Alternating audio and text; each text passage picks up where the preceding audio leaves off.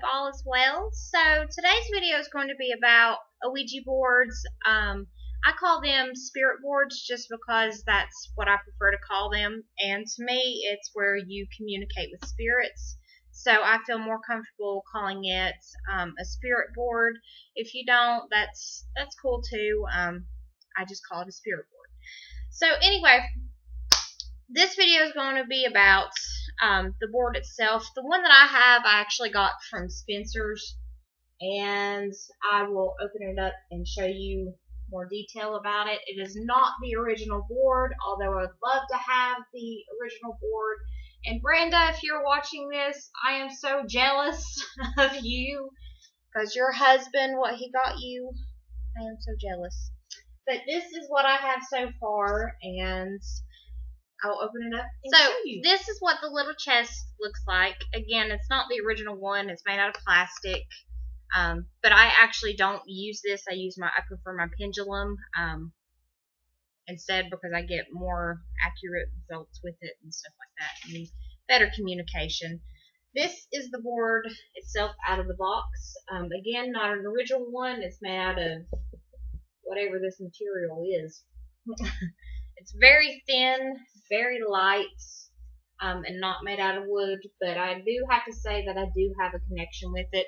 It actually has the original name on it, William Fold Talking Board Set, Mystifying Oracle. So, and I think this board was made in 2013 when I believe that new movie Ouija came out.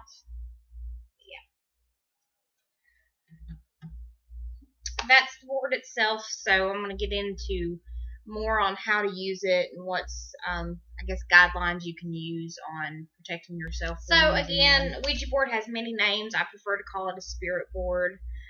When using one, I feel it's important to do your research on it, especially if you're new to using one, because A, it's not a game, and B, a lot of people get in trouble because they don't do research on them. You know, they don't do research on how to do this or how to do that, or how to watch out for this or watch out for that.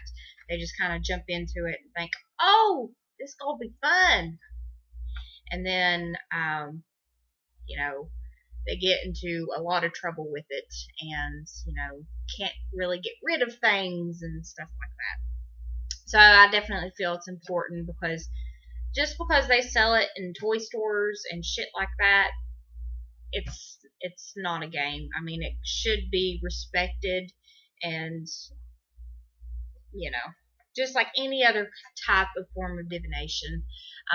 Again, that's another thing. A lot of people get scared because, you know, communicating with spirits and like that, but reality is it's no less dangerous than using your pendulum, your tarot cards.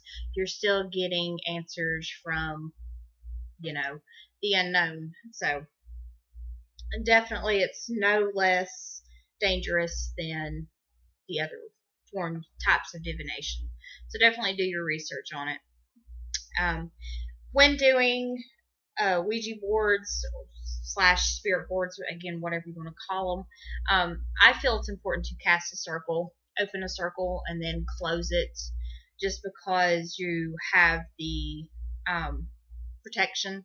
I feel it's protection. So extra protection from the elements. And if you do feel like something comes through, because trust me, you'll feel it if you're using one of them or doing any other kind. You'll feel when something don't. So definitely be careful with that. And if you do get into that situation where something does come through and you feel it and it feels yucky, and messages are getting all jumbled up and mixed up, make sure you ask who you're talking to, and if you're still talking to that person.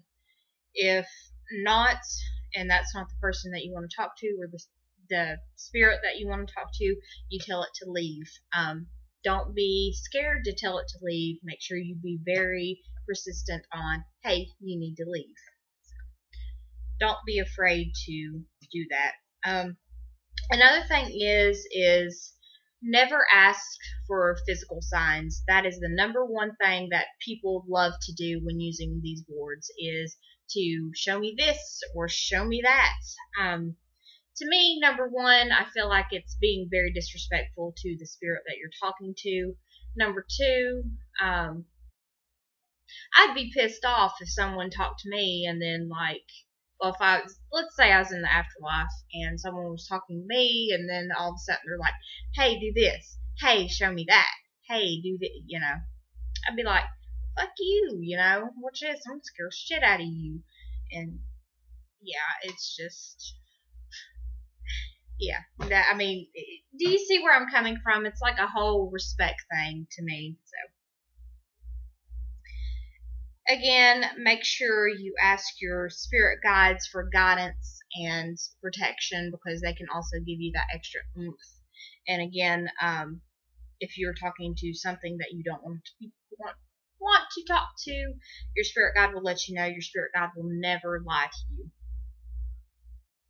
So,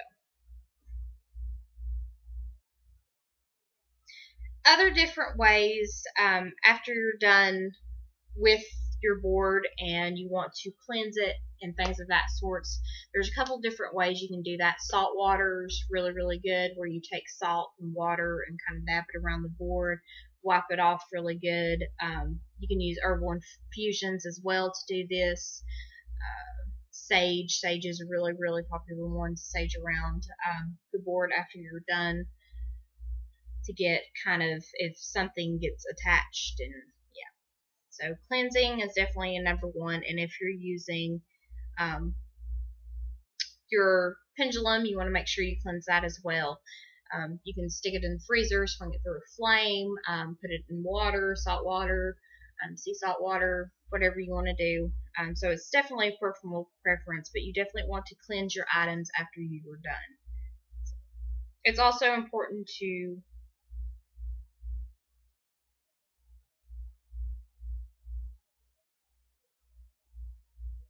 this is really, really important. Sorry, I lost my train of thought.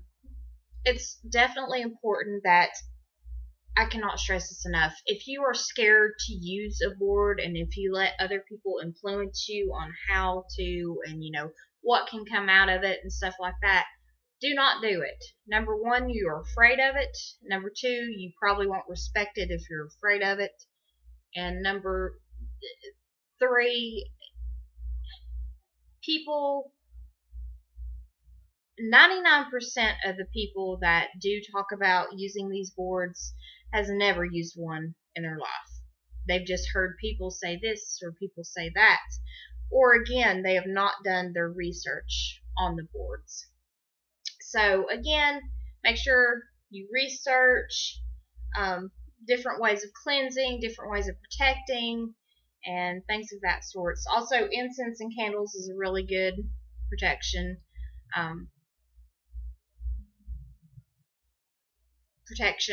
If you're wanting to use them. So I hope this video was very informative. If you feel like I've left anything out or anything like that, please leave a comment down below. Also,